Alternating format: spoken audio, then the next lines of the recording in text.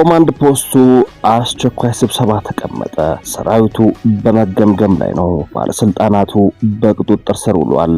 አመራሩ ላይ እርምጃ ተወስዷል። በርካታ ወታደሮች ከነሙሉ ትጥቃቸው ፋኖን ተቀላቅለዋል። ተጨማሪ ኮማንዶ ከደሴና ኮምቦልቻ ተንቀሳቅሷል። አዲስ የአየር ስምሪት ተሰጥቷል። የድሮን ጥቃትም ተፈጽሟል። በሌላ የአውደ ውጊያ ውሎ በተንታና መቅደላ ባሉ አዋሳኝ ወረዳዎች ከባድ ውጊያዎች መካሄዳቸው ሰምቷል። አምባ ማርያምና ገደራ በተሰኙ ቦታዎች የዋለው የሜካናይዝድ ውጊያን ጨምሮ ዝርዝር የግንባር መረጃዎችን እናደርሳቸዋለን። የእስራኤሉ የውጭ ጉዳይ ሚኒስትር የሀርጌሳ ጉብኝትና የተባበሩት አረብ ኤምሬቶች ውጭ ጉዳይ ሚኒስትር የአዲስ አበባ ጉዞ ቀጣዩን የኃይል አሰላለፍ ያመለክታል ተብሏል። የእስራኤል ውጭ ጉዳይ በበኩላቸው ሶማሌላንድን በጸጥታ ደህንነት ጉዳዮች እናጠናክራለን ብለዋል። አንድ የአሜሪካ ምክር ቤት አባል በበኩላቸው ለሶማሌላንድ ሀገራዊ ዕውቅና ድጋፋቸው ሰጥተዋል፣ ጥሪም አቅርበዋል። አብራችሁን ስትዘልቁ ሰሙታላችሁ። ፕሬዝዳንት ትራምፕ እገታቸውን አጠናክረዋል። ልዩ ተልዕኮ የተሰጣቸው የአሜሪካ ባህር ኃይል አባላት የሩሲያን ባንዲራ የምታውለበልብ መርከብ አግተዋል። ይህም በአሜሪካና ሩሲያ መካከል ያለውን ውጥረት እየጨመረ ሆኗል። የመርከቡ እገታ ከቬኔዙዌላና ኢራን ጋር የተገናኘ ሆኗል። በሌላ በኩል ፕሬዝዳንቱ አዲስ አዋጅ ይፋ አድርገዋል። ይህም ሌላኛው መረጃችን ነው።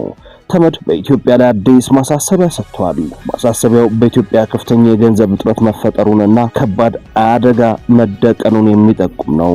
ሰላም ጤና ይስጥልን ውድ የጣና ቲቪ ተከታታይ ቤተሰቦቻችን፣ አብራችሁን ስትቆዩ እነዚህንና ሌሎች ዝርዝር መረጃዎችን ታደምጣላችሁ። የጣቢያችን የሰዓቱ ዜና መረጃና ዜና ትንታኔዎቻችን እነሆ ተጀምሯል። እስከ መጨረሻው አብራችሁን እንድትቆዩ አክብሮታዊ ግብዣችን ነው። ኮማንድ ፖስቱ አስቸኳይ ስብሰባ ተቀመጠ። ሰራዊቱ በመገምገም ላይ ነው። ባለስልጣናቱ በቁጥጥር ስር ውሏል። አመራሩ ላይ እርምጃ ተወስዷል። በርካታ ወታደሮች ከነሙሉ ትጥቃቸው ፋኖን ተቀላቅለዋል። ተጨማሪ ኮማንዶ ከደሴና ኮምቦልቻ ተንቀሳቅሷል። አዲስ የአየር ስምሪት ተሰጥቷል። የድሮን ጥቃትም ተፈጽሟል። በወሎ ቤተ አማራ የፋኖ ኃይሎች ወታደራዊ ድል ያገዛዙን ሰራዊት ክፉኛ አስደንግጦ ለግምገማ አስቀምጧል። የደቡብ ወሎ ኮማንድ ፖስት አስቸኳይ ስብሰባ መቀመጡን ተከትሎም አዳዲስ ውሳኔዎች ተወስነዋል። የገዛ ጥላውን ማመን የተሳነው አገዛዙ የራሱን አመራሮች ከፋኖ ኃይሎች ጋር ትገናኛላችሁ በሚል ማሰሩ ተሰምቷል። ወታደራዊ ግምገማውን ተከትሎ ቁጥራቸው በውል ያልታወቁ ባለስልጣናት በቁጥጥር ስር እንደዋሉ ምንጮች ጠቁመዋል። ባለስልጣናቱ በቁጥጥር ስር የዋሉት በመከላከያ 801ኛ ኮር ነው። 801ኛ ኮር ከጉዳዩ ጋር በተያያዘም ተጨማሪ ኮማንዶ ከደሴና ከኮምቦልቻ አንቀሳቅሷል። ከሌላ ወረዳ ውስጥ ከፋኖ ጋር ይሰራሉ የተባሉ የብልጽግና ባለስልጣናት በመከላከያ 801ኛ ኮር በቁጥጥር ስር መዋላቸው በወታደራዊ መረጃው ላይ ተመላክቷል። ባለስልጣኑ በቁጥጥር ስር የዋሉት ፋኖ ወደ ከተማው በመግባት ለኦፕሬሽን እንዲፈጸም መረጃ በመስጠትና ከተማ ከገባ በኋላ ጥቃት ሲፈጽም አስፈላጊው መረጃ ባለማድረስ በሚል ግምገማ መሆኑን በመረጃው ላይ ተብራርቷል። በግምገማው መሰረት ቁጥራቸው በውል ያልታወቁ የሚሊሻና ሲቪል ባለስልጣናት በቁጥጥር ስር ሲውሉ ከወረዳ ጀምሮ ያሉ የብልጽግና ባለስልጣናት ደግሞ በፋኖ ኃይሎች እርምጃ ተወስዶባቸዋል። ይህን በተመለከተም የከለላ ወረዳ ኮሚኒኬሽን ጽህፈት ቤት ተከታታይ የሐዘን መግለጫዎችን በማውጣት ላይ ይገኛል። በይፋዊ መረጃው ላይ እንደተመላከተው አንድ ሻለቃ 2 የመቶ አለቃ ማዕረግ ያላቸውን ጨምሮ ኮማንደርና የፖሊስ አዛዥ ጉዳት ደርሶባቸዋል። በደቡብ ወሎ ከለላ ወረዳ አቶ አሊ አህመድ የሱፍና አቶ አሚኑ አህመድ ሀጎስ የተባሉ የብአዴን ብልጽግና አመራሮች በፋኖ ኃይሎች በተወሰደባቸው እርምጃ መሞታቸውን አገዛዙ በመግለጫ አረጋግጧል። ይህ በእንዲህ እንዳለም የብልጽግና ወንበር ለማስቀጠል አንሞትም ያሉ 7 ወታደሮች ከነ ሙሉ ትጥቃቸው ለፋኖ እጅ መስጠታቸው ተሰምቷል። ማን ሞቶ የማን ስልጣን ሊቀጥል በሚል የአገዛዙ ወታደሮች የፋኖ ኃይሎችን መቀጠላቸው በብልጽግና ወታደራዊ አመራሮች ላይ ተጨማሪ ድንጋጤ ፈጥሯል። በቅርቡ ከተቋቋሙ 11ኛ እዝ 104ኛ ኮር 36ኛ ክፍለ ጦር 4ኛ ሻለቃ አባል የነበሩ 7 ወታደሮች ከነሙሉ ትጥቃቸው ሚኒሊክ እዝ ምስራቅ አማራ ኮር አንድ ባለሽርጡ ክፍለ ጦርን መቀላቀላቸውን እዙ አስታውቋል። ለፋኖ ኃይሎች ከነሙሉ ትጥቃቸው እጅ ከሚሰጡት በተጨማሪ የሚጠፉ ወታደሮች ቁጥርም በመጨመር ላይ ነው። ይህም ያገዛዙን ስልታዊ ፍርሰት በብዙ መልኩ የሚያረጋግጥ ሆኗል። በሌላ በኩል በማዕከላዊ ጎንደር ወገራ ወረዳ ከገደብዬ ከተማ ለዘመቻና ለአሰሳ በወጣ የእግረኛ ኃይል ላይ ድንገተኛ የደፈጣ ጥቃት ተፈጽሞ ያገዛዝ ሰራዊት በበዓል ዕለት ከፍተኛ ወታደራዊ ኪሳራ አስተናግዷል። ከገደብዬ ወደ ሚጦ ስምሪት የነበረው እግረኛ ፍቅርዬ የተባለ ቦታ ላይ ሲደርስ ነው ጥቃት የተፈጸመበት። በዚህ መልክ በሜዳ ከፍተኛ ወታደራዊ ኪሳራ ያስተናገደው አገዛዙም ከትናንት ጀምሮ ልዩ የአየር ኃይል ስምሪት መስጠቱ ተሰምቷል። በባህር ዳር ዙሪያ የሚገኙ ጭስ አባይ፣ አቸፈር፣ ድራ፣ ዋሸራና ደቡብ ወሎ ተንታና አምባሳልን ጨምሮ ወደ መቅደላ የተለያዩ አካባቢዎች በገና ዕለት የድሮን ስምሪት ተደርጓል። ስምሪቱን ተከትሎ ቋራ ላይ የድሮን ጥቃት ሲፈጸም በጥቃቱ የደረሰው ጉዳት እስካሁን አልታወቀም። በመረጃው ላይ እንደተመላከተው ግን በቋራ የድሮን ጥቃት መፈጸሙን በበርካታ አካባቢዎች ደግሞ አሰሳ ብቻ መደረጉን የተሰማው። በሌላ የግንባር መረጃ በትንታና መቅደላ ባሉ አዋሳኝ ወረዳዎች ከባድ ውጊያዎች መካሄዳቸው ተሰምተዋል። በተለይም አምባ ማርያምና ገድራ በተሰኙ ቦታዎች ትላንት ታህሳስ 29 ቀን አመሻሹን ውጊያ መቀስቀሱን ከአካባቢው ምንጮች አረጋግጠናል። የአየር መቃወሚያን ጨምሮ ከባድ መሳሪያዎች ጥቅም ላይ በዋሉበት በዚያው ውጊያ የፋኖ ኃይሎች በመልሶ ማጥቃት ምሽቱን ሲዋጉ ማምሸታቸውን ሆኖም አካባቢዎቹ በአገዛዙ ጦር ስር ሆነው ማደራቸው ነው ከግንባር የተሰማው። የብልጽግናው አገዛዝ በመቅደላ ማሻ ከተማ የደረሰበት ሰብአዊ ኪሳራ ከፍተኛ መሆኑን ተከትሎም በአካባቢው መጠነ ሰፊ ጸረ ማጥቃት እንደሚከፈት ተጠባቂ ሆኗል። የፋኖ ኃይሎች ማሻ ከተማ ለቀው መውጣታቸው ሆኖም በመቅደላ ወረዳ ገዥ ቦታዎች እንደያዙ መሆኑን የተሰማው። የሰሞኑ የእስራኤል ውጭ ጉዳይ ሚኒስትር የሐርጌሳ ጉብኝትና የተባበሩት አረብ ኤሚሬቶች ውጭ ጉዳይ ሚኒስትር የአዲስ አበባ ጉዞ ቀጣዩን የኃይል አስተላልፍ ያመለክታል ተብሏል። በከፍተኛ የዲፕሎማሲ አጣብቂኝ ውስጥ ገብቶ የሰነበተው የብልጽግና አገዛዝ በሶማሊላንድ ጉዳይ ከእስራኤል ጋር ይፋዊ ያልሆኑ ስምምነቶችን እንዳደረገ የዲፕሎማቲክ ምንጮች ጠቁመዋል።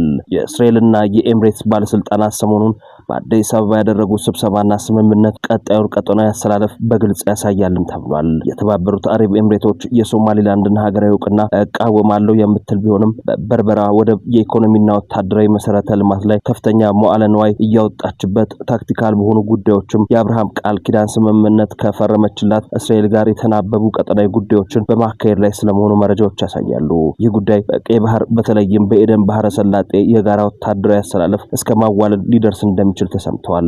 ለዚህ ቀዳሚው ማሳያው የእስራኤል የውጭ ጉዳይ ሚኒስትር ከሰሞኑ በአዲስ አበባ ከተባበሩት አረብ ኤሚሬትስና ከብልጽግና ሚኒስትሮች ጋር መምከራቸውን ተከትሎም በቀጥታ ከአዲስ አበባ ወደ ሐርጌሳ ማምራታቸው ነው። ከዚህ ቀደም የእስራኤል የደህንነት ሰዎች በአዲስ አበባ የጦር መኮንኖችን በተደጋጋሚ መጎብኘታቸውም ይታወሳል። ከእስራኤል በመቀጠል የተባበሩት አረብ ኤሚሬቶች የውጭ ጉዳይ ሚኒስትር ዴኤታ ከእስራኤል በመቀጠል የተባበሩት አረብ ኤሚሬቶች የውጭ ጉዳይ ሚኒስትር ዴኤታ አል ናህያን ሰሞኑን በአዲስ አበባ ተገኝተው የሥራ ጉብኝት ማድረጋቸው አይዘነጋም። የአቡዳቢ ሚኒስትር ዴኤታ ከውጭ ጉዳይ ሚኒስትሩ ጌዲዮን ጢሞቴዎስ ጋር ተገናኝተው ቀጠናዊ ሰላምና ደህንነት ላይ ያላቸውን የጋራ ፍላጎት መሰረት በማድረግ ስምምነት ላይ መድረሳቸውን በጋራ መግለጫቸው ማረጋገጣቸው ይታወሳል። ስምምነቱ በቀጠናው እየፈጠረ ያለውን ግልጽ የኃይል አስተላለፍ ያሳያል። በአብይ አህመድና አገዛዛቸው እየተዋለደ ያለው ጦርነት ኤርትራን በእጅጉ ያሰጋ ሆኗል። ፕሬዝዳንት ኢሳያስ ወደ ሪያድ ባቀኑበት ወቅት ከሳውዲ አረቢያ መሪዎች ጋር ቀይ ባህርን የሚጠብቅ የጋራ ወታደራዊ የጦር ቃል ኪዳን ስለመመስረት መምከራቸው ይታወሳል። ከሰሞኑም ከሱዳን ሁለት ሚኒስትሮች ጋር በቀይ ባህርና ቀጠናዊ የደህንነት ጉዳዮች መምከራቸው አይዘነጋም። በሌላ መረጃ የእስራኤል የውጭ ጉዳይ ሚኒስትር ጌዲዮን ሳር እስራኤል ከሶማሊላንድ ጋር በጋራ ልትሰራባቸው የምትችላቸው ሰፋፊ የሁለትዮሽ ግንኙነቶች መኖራቸውን ጠቁመው ቴክኖሎጂ፣ ጸጥታና ደህንነት ዋነኞቹ እንደሆኑ ሲ14 እስራኤል ለተሰኘ ሚዲያ ማብራሪያ ሰጥተዋል። ይህም የእስራኤል የጸጥታና ደህንነት ድጋፍ በሶማሊላንድ በኤደን ባህረ ሰላጤና ቀይ ባህር ቀጠና ይዞት የመጣ የኃይል አስተላለፍ እንዳለ በግልጽ ያሳያል ተብሏል።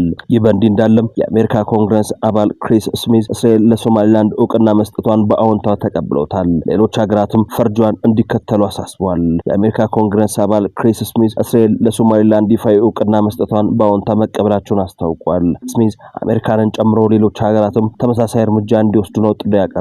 እስራኤል የሶማሊላንድን ሪፐብሊክ እውቅና መስጠቷን ተከትሎ ስሚዝ ባወጡት መግለጫ እስራኤል የሶማሊላንድ ሪፐብሊክን እንደ ሉዓላዊት ሀገር በይፋ እውቅና መስጠቷን በደስታ እቀበላለሁ፣ አሜሪካንን ጨምሮ ሌሎች ሀገራትም ይህንን ፈርጅ እንዲከተሉ ተስፋ አደርጋለሁ ብለዋል። የኮንግረስ አባሉ የሶማሊላንድን ዲሞክራሲያዊ ጥንካሬ አጉልተው የገለጹ ሲሆን ሀገሪቱ ከአንድ ዓመት በፊት ከተካሄደው ምርጫ በኋላ በሰላማዊ መንገድ ስልጣን በማሸጋገር የፖለቲካ ብስለቷን ያሳየችና እየሰራ ያለ ዲሞክራሲ ያለባት ሀገር እንደሆነች ገልጸዋል። ሶማሊላንድ ከአንድ ዓመት በፊት ከነበረው ምርጫ በኋላ ሰላማዊ መንገድ ስልጣን በማሸጋገር በተግባር የሚታይ ዲሞክራሲ ያላት ሀገር መሆኑን አሳይታለች ያሉት ስሜት ይህም በአፍሪካ ቀንድ አልፎ ተርፎም በብዙ የአፍሪካ ሀገራት ውስጥ ብርቅ የሆነ አዎንታዊ ምሳሌ ነው ብለዋል። የኮንግረሱ አባል አክለውም ሶማሊላንድ ለአሜሪካ ብሔራዊ ደህንነት ያላትን ስትራቴጂካዊ ጠቀሜታ አጽንኦት ሰጥተው ገልጸዋል። ለዚህም እንደ ምክንያት የጠቀሱት ሀገሪቱ በዓለም አቀፍ ቁልፍ የባህር መስመሮች ላይ መገኘቷንና በኤደን ባህረ ሰላጤ ላይ የሚገኘውን የበርበራ ወደብን ነው። ስሚዝ የሶማሊላንድ ስትራቴጂካዊ አቀማመጥና የበርበራ ወደብ ሀገሪቱ ለአሜሪካ ብሔራዊ ደህንነት ያላትን ከፍተኛ ፋይዳ የሚያጎሉ ናቸው ሲሉ መናገራቸውን የዘገበው ሆርን ዲፕሎማት ነው። ቀደም ሲል የአሜሪካው ፕሬዝዳንት ዶናልድ ትራምፕ የእስራኤሉ ጠቅላይ ሚኒስትር ኔታንያሁ ለሶማሊላንድ የሰጡትን የሀገርነት እውቅና አሁን ላይ እንደማይከተሉ መግለጻቸው አይዘነጋም። ትራምፕ ውሳኔ ላይ ለመድረስ ከመካከለኛው ምስራቅ አጋሮቻቸው ጋር በቂ ጥናት ለማድረግ መወሰናቸውን ለኒውዮርክ ፖስት ተናግረው ነበር። ሆኖም ኮንግረስ አባሉ ክሪስ ስሚዝ እስራኤል ለሶማሊላንድ እውቅና መስጠቷን በአዎንታ የተቀበሉት መንገድ ድጋፉን በምክር ቤት አባላት በኩል እያሳደጉ የመምጣት የእስራኤል የዲፕሎማሲ ስትራቴጂ ሊሆን እንደሚችል ነው የተገመተው። ፕሬዝዳንት ትራምፕ እገታቸውን አጠናክረዋል። ልዩ ተልዕኮ የተሰጣቸው የአሜሪካ ባህር ኃይል አባላት የሩሲያ ባንዲራን የምታውለበልብ መርከብ አግተዋል። በሌላ በኩል ፕሬዝዳንቱ አዲስ አዋጅ ይፋ አድርገዋል። አሜሪካ ትቅደም በሚል መርሃቸው ዘመናዊ የዓለም ሕግ በመሻር ሂደት ላይ ያሉት ፕሬዝዳንት ትራምፕ ከሀገራት መሪ እስከ ሀገራት ንብረት ድረስ እገታ በመፈጸም ላይ ናቸው። ዛሬ በማለዳው የወጣው መረጃ እንደሚያሳየው ልዩ ተልዕኮ የተሰጣቸው የአሜሪካ ባህር ኃይል አባላት የሩሲያ ባንዲራን እያውለበለበች በመጓዝ ላይ የነበረችን አንዲት ነዳጅ ጫኝ መርከብ በቁጥጥር ስር መዋላቸው ተሰምቷል። የመርከቧ መታገት ተከትሎ በአሜሪካና ሩሲያ መካከል ውጥረት መፈጠሩ ተሰምቷል። መርከቧ በቁጥጥር ስር የዋለችው የነዳጅ ማዕቀብ የጣለባቸውን የቬንዙዌላንና የኢራን ነዳጅ እያውለበለበች ነው በሚል ነው። ማሬ ኔራ ተብላ የምትጠራው መርከብ እስካሁን ባለው ሁኔታ ባለቤትነቷ የማን እንደሆነ ባይታወቅም ከተወሰኑ ጊዜያት ወዲህ በሩሲያ ባንዲራ መንቀሳቀስ እንደጀመረች ቢቢሲ ዘግቧል። አሜሪካ በኢራንና በቬንዙዌላ ነዳጅ ላይ ማዕቀብ የጣለች ሲሆን ማዕቀቦቹ ተጥሰው የነዳጅ ሽያጭ እንዳይከናወንም ጥብቅ የባህር ላይ ቁጥጥር ታደርጋለች። ሆኖም ማሪኔራ የተባለችው ነዳጅ ጫኝ መርከብ አዞትራ በቬንዙዌላና በኢራን የባህር ዳርቻ መታየቷ ክትትሉን ከፍ አድርጎት ቆይቷል። የነዳጅ ጫኝ መርከቧ በጥብቅ ክትትል ስር መሆኗ ሲታወቅ ባንዲራ የመቀየር የጉዞ መስመር መለዋወጥ ብሎም ስሟን ሳይቀር የመቀየር ሙከራዎች እንደነበሩ በዘገባው ላይ ተመላክቷል። ስሟን ከማሪኔሪ ወደ ኤምቪ ቤላዋን እንደዚሁም ደግሞ ቀድሞ ተጠቀመበት የነበረውን ባንዲራ ደግሞ ወደ ሩሲያ ባንዲራ በመቀየር በአዲስ መልኩ መንቀሳቀሷ የበለጠ ትኩረት እንድትስብ አድርጓት ቆይቷል። ከዚህ ባለፈ መርከቧ በሩሲያ ባህር ሰርጓጅ ጭምር በመታጀብ ጉዞ መጀመሯ የአሜሪካ የባህር ኃይል በልዩ ተልዕኮ እንዲያግቷት ገፊ ምክንያት እንደሆነ ነው የተመላከተው። ይህ በእንዲህ እንዳለም የአሜሪካው ፕሬዝዳንት ዶናልድ ትራምፕ በፈረሙት ውሳኔ መሰረት አሜሪካ የተባበሩት መንግስታት አካላት ከሆኑ ከ60 በላይ ዓለም አቀፍ ተቋማት ራሷን አግልላለች። በዋይት ሃውስ ይፋ የሆነው የትራምፕ ትዕዛዝ አሜሪካ አጥፊና አቅመቢስ ካለቻቸው 66 ዓለም አቀፍ ተቋማት ራሷን ማግለሏን ያሳያል። የፕሬዝዳንት ትራምፕ አስተዳደር እነዚህ ተቋማትን ተደጋጋሚ ስራ የሚሰሩ ወጪ ብቻ እንዲሁም ደካማ አመራር ያላቸው ከአሜሪካ ጥቅም የራሳቸውን ፍላጎትና አጀንዳ በሚያሳድዱ ግለሰቦች ቁጥጥር ስር የዋለ ሉዓላዊነታችንን ነጻና የጋራ ብልጽግና ሲቦዱ የነበሩ ናቸው በማለት የሚገልጻቸው ከ66ቱ ተቋማት አንክታድን ጨምሮ 32 የተባበሩት መንግስታት ተቋማት ይገኙበታል። በአዋጁ መሰረት ሁሉም የአሜሪካ የፌደራል መስሪያ ቤቶችና ኤጀንሲዎች ከነዚህ ድርጅቶች ጋር ያላቸው ግንኙነት በአስቸኳይ እንዲያቋርጡና የሚደረገው የገንዘብ ድጋፍ በፍጥነት እንዲያቆሙ ታዘዋል። ከዚህ ጋር ተያይዞ የአሜሪካው የውጭ ጉዳይ ሚኒስትር ማርኮ ሩቢዮ ባወጡት የፕሬስ መግለጫ እንደገለጹ ይህ ውሳኔ የተላለፈው በትራምፕ የኤግዚኪዩቲቭ ትዕዛዝ 1499 መሰረት በተደረገ ግምገማ ነው። ሩቢዮ ድርጅቶቹ ከአሜሪካ ጥቅም ጋር እንደሚጋጩ ጠቅሰው ተከታዩን ምክንያቶች አስቀምጠዋል። ተቋማቱ በብክነት የተሞሉ በደካማ አመራር የሚተዳደሩና ከአሜሪካ ጥቅም ይልቅ የራሳቸውን አጀንዳ የሚያራምዱ አካላት መፈንጫ ሆነዋል። እነዚህ ድርጅቶች የአሜሪካን ሉዓላዊነት፣ ነጻነትና ብልጽግና የሚጋፉ ሲሉ ከሷቸዋል። ሩቢዮ ክሳቸውን ሲቀጥሉም ድርጅቶቹ ከሰላምና ትብብር ይልቅ ዓለም አቀፋዊ አስተዳደርን በማስፈን የብዝሃነትና የአየር ንብረት አጀንዳዎችን በማራመድ ላይ ተጠምደዋል ብለዋል። ተመድ በኢትዮጵያ ላይ አዲስ ማሳሰቢያ ሰጥቷል። ማሳሰቢያው በኢትዮጵያ ከፍተኛ የገንዘብ እጥረት መፈጠሩና ከባድ አደጋ መደቀኑን በመግለጽ በጉዳዩ ዙሪያ አፋጣኝ መፍትሄ እንዲፈለግ የሚጠይቅ ነው። ተመድ በኢትዮጵያ ጉዳይ ጥብቅ ማሳሰቢያን የያዘ አዲስ መግለጫ ሰጥቷል። መግለጫው በኢትዮጵያ የተከሰተው ከፍተኛ የፋይናንስ እጥረት የዜጎችን ሕይወት አደጋ መጣሉን ያመለክታል። በተመሳሳይ በሱዳን በቀጠለው የውክልና ጦርነት ምክንያት በርካታ ንጹሃን ዜጎች ላይ ከባድ አደጋ መደቀኑን አስታውቋል። ድርጅቱ አዲስ ይፋ ባደረገውና ኢትዮጵያን በተመለከተው መግለጫው በተለያዩ የዓለም ክፍሎች ያሉ ቀውሶች እየተባባሱ መምጣታቸውን ጠቅሶ በተለይ በአፍሪካ ቀንድ ያለውን ሁኔታ አሳሳቢ ብሎታል። ተመድ በመግለጫው ኢትዮጵያ ስደተኞችና ተመላሾች አገልግሎት፣ የተመድ የስደተኞች ከፍተኛ ኮሚሽነርና የዓለም የምግብ ፕሮግራም በጋራ ያወጡትን ማስጠንቀቂያ በማስተጋባት በኢትዮጵያ ለሚገኙ ስደተኞች የሚደረገው ድጋፍ አደጋ ላይ መውደቁን አጽንኦት ሰጥቷል። ኤጀንሲዎች እንዳስታወቁት አስቸኳይ ዓለም አቀፍ ድጋፍ ካልተገኘ በስተቀር ከ1.1 ሚሊዮን በላይ ለሚሆኑ ስደተኞች የሚቀርበው ውሃና የሕክምና አቅርቦት በጥቂት ሳምንታት ውስጥ ሊቋረጥ ይችላል። በተለይም በጋምቤላ ክልል በተፈጠረው የጸጥታ ችግርና ግጭት ምክንያት ወደ በርካታ የስደተኛ መጠለያ ጣቢያዎች የሚወስዱ መንገዶች በመዘጋታቸው በሺዎች የሚቆጠሩ ስደተኞች የምግብና የውሃ አቅርቦት ማግኘት አለመቻላቸው ተገልጿል። ከኢትዮጵያ ባሻገር በሱዳን በተለይም በዳርፉርና በኮርዶፋን ግዛቶች በንጹሃን ላይ የሚደርሰው ጉዳት እየጨመረ መምጣቱን ተመድ ሪፖርት አድርጓል። የተመድ ዋና ቃል አቀባይ ስቴፋን ጁዳሪክ እንደገለጹት በሰሜን ዳርፉር በሚገኙት አልዙርቅና ጉራይር በተባሉ መንደሮች በተፈጸመ የድሮን ጥቃት የንጹሃን ሕይወት አልፏል። ጥቃቱ የገበያ ቦታዎችና የሕክምና ተቋማትን ኢላማ ማድረጉም ሁኔታውን ይበልጥ አሳዛኝ ያደርጉታል። በአሁኑ ወቅት ሱዳን 18 ግዛቶች መካከል ፈጣን ድጋፍ ሰጪ ኃይሉ 5ቱንም የዳርፉር ግዛቶች ሲቆጣጠር የሱዳን ጦር ደግሞ ዋና ከተማዋን ካርቱምን ጨምሮ የተቀሩትን 13 ግዛቶች ይዟል። በመጨረሻም ኢትዮጵያውያን አትሌቶች ወደ አሜሪካ እንዳይገቡ መታገዳቸው ተሰምቷል። የብልጽግና አገዛዝ ተቋማትን አቅመ ቢስ በማድረግ በዓለም አቀፍ ደረጃ ኢትዮጵያን የሚያስተዋውቁ ምልክቶች እንዲጠፉ በማድረግ ላይ ነው። ከነዚህ አንዱ የአትሌቲክሱ ዘርፍ አንዱ ነው። በዚህ ሳምንት መጨረሻ በአሜሪካ ፍሎሪዳ ታላሃሲ በሚካሄደው የዓለም አገር አቋራጭ ሻምፒዮና ላይ የሚሳተፉ 14 ኢትዮጵያውያን አትሌቶች ቪዛ መከልከላቸው ተሰምቷል። ክልከላ የተደረገው በአዲስ አበባ በሚገኘው የአሜሪካ ኤምባሲ በኩል ነው። ወደ አሜሪካ ፍሎሪዳ ለመጓዝ ከተሰናዳው ሙሉ የአትሌቲክስ ቡድን ውስጥ በርካቶች የቪዛ ክልከላ ተደርጎባቸዋል። ኢትዮጵያ በዓለም ሀገር አቋራጭ ውድድሮች ላይ ለተከታታይ 44 ዓመታት ስታስመዘግብ የቆየችውን የሜዳሊያ ድል ታሪክ አደጋ ላይ የሚጥል ነው ተብሏል። አትሌቶቹ ቪዛ መከልከላቸውን በቅድሚያ የዘገበው ሌትስራን የተሰኘ የዜና ምንጭ ሲሆን ዘገባው የኢትዮጵያ አትሌቲክስ ፌዴሬሽን በታዳሚዎች ማለትም ከ20 ዓመት በታች ምድብ ለመሳተፍ 18 አትሌቶች አስመልክቶ የአሜሪካ ኤምባሲ ቪዛ የሰጠው ለ4 አትሌቶች ብቻ መሆኑን ያረጋገጠው። በወንዶች ከ20 ዓመት በታች ምድብ ደግሞ ቪዛ ያገኘው አየለ ሰውነት የተባለ አንድ አትሌት ብቻ በመሆኑ ዘገባው አስነብቧል። በዚህም ኢትዮጵያ በውድድሩ ለቡድን ውጤት የሚያስፈልጋትን 4 አትሌቶች ማሟላት እንዳትችል ተደርጓል። ይህም ሀገሪቱ በታዳጊዎች ምድብ ለቡድን ውጤት ፈጽሞ እንዳትወዳደር ያደርጋታል።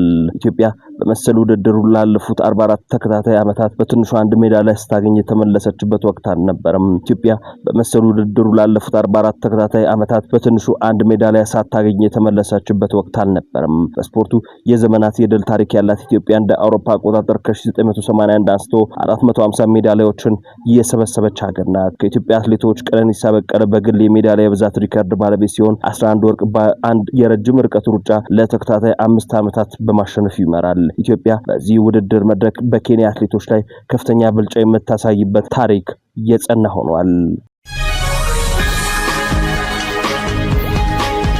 ክቡራትና ክቡራን ቤተሰቦቻችን ለሰዓቱ የተሰናዱት መረጃዎቻችን የተከታተሏቸውን ይመስሉ ነበር። አብራችሁን ስለቆያችሁ ልባዊ ምስጋናችን ይድረሳችሁ እያልን የጣና ቲቪ ወቅታዊ ዜናዎች፣ ትንታኔዎችና ልዩ ልዩ ፕሮግራሞች እንዲደርሷችሁ ቻናላችንን ሰብስክራይብ በማድረግ ቤተሰብ ይሁኑ። በተሳትፎ የትግል ሚዲያውን እንዲያጠናክሩ ጥሪያችንን እናቀርባለን። ጣና ቲቪ ከሀቅ ጋር